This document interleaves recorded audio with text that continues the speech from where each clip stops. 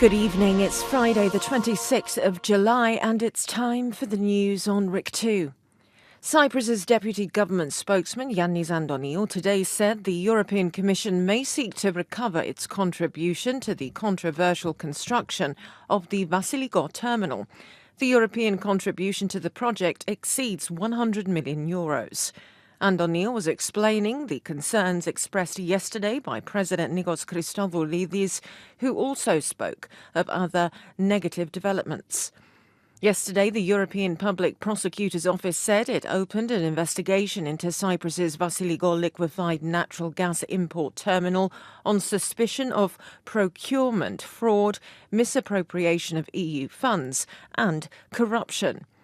The investigation was prompted by an audit office report on the matter in January. Antoniou also said the state had been informed of EPPO's investigation since March and that the instructions from the President of the Republic were to have a full investigation into this matter. Over 10,000 athletes will sail down the Seine River this evening in what is poised to be the most ambitious Olympic opening ceremony ever attempted. The grand ceremony for the 33rd Olympic Games in Paris starts at 8:30 p.m. Cyprus time and will be broadcast live on RIK2 and RIK HD.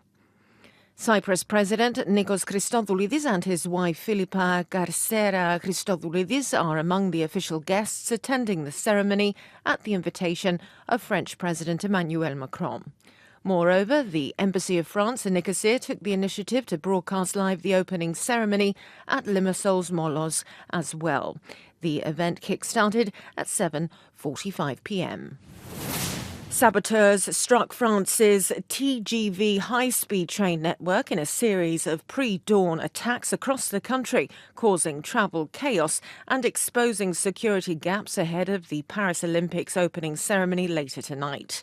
SNCF, the state-owned railway operator, said vandals had damaged signal boxes along the lines connecting Paris with other cities. There was no immediate claim of responsibility. Hundreds of thousands of people were left stranded at stations. The SNCF urged all travellers to postpone their journeys and said that repairs were underway, but traffic would be severely disrupted until at least the end of the weekend. A section of the Limassol-Nicosia motorway will be closed from this evening until Sunday afternoon due to asphalt works related to the Nicosia Ring Road construction. The closure starts at 8 p.m. tonight and lasts until 3 in the afternoon on Sunday. It affects the section between Berohorionisou and Lacha in the Nicosia direction. A raging wildfire in Northern California near Chico more than tripled in size in its second day today, and a man was arrested on suspicion of arson. Containment remained at only 3%. California fire arson investigators have arrested a 42-year-old Chico man on suspicion of starting the blaze. Officials later identified the suspect, whose arrest followed reports of an unknown male seen pushing a burning car into a gully on Wednesday afternoon. The car slid 60 feet down an embankment and went up in flames completely, sparking the park fire. And now look at tomorrow's weather. It will start off clear with increased clouds and isolated rain expected later in the day in the mountain and in the inland areas.